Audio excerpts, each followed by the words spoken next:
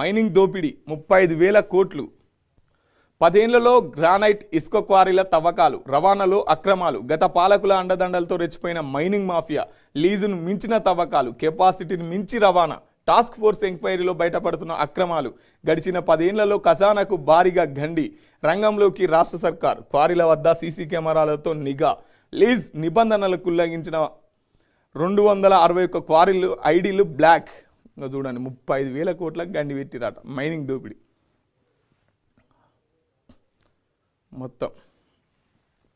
గత బీఆర్ఎస్ ప్రభుత్వం 10 ఏళ్ల కాలంలో రాష్ట్ర మైనింగ్ మాఫియా రెచ్చిపోయింది.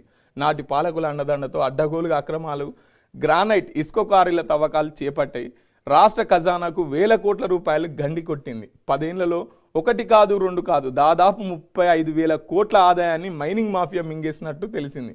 కొన్ని చోట్ల అనుమతులకు మించి తవ్వకాలు చేయగా, ఇంకొన్ని చోట్ల అసలు అనుమతులు లేకున్నా గడువు తీరిన తర్వాత కూడా యథేచ్ఛగా గ్రానైట్ ఇసుక తవ్వకాలు జరిపినట్టు తేలింది.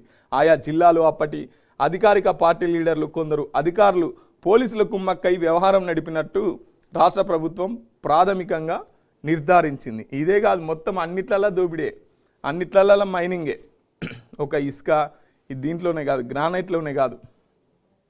సో గత సర్కార్ 10 ఏళ్ళు పరిపాలించిన బీఆర్ఎస్ సర్కార్ ఈ దీంట్లోనే ఈ గ్రానైట్లోనే 35,000 కోట్ల దోపిడీ చేసిందట. 35,000 కోట్లు. కొన్నిటికేం పర్మిషన్ అయిపోయినాక కూడా అట్నే నడిపించుడు. ఇంకా కొన్నిటికేం అసలు పర్మిషనే ఉండదు.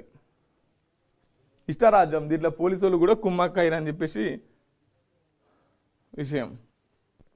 ఆన్లైన్లో ఇంజనీరింగ్ బి కేటగిరీ అడ్మిషన్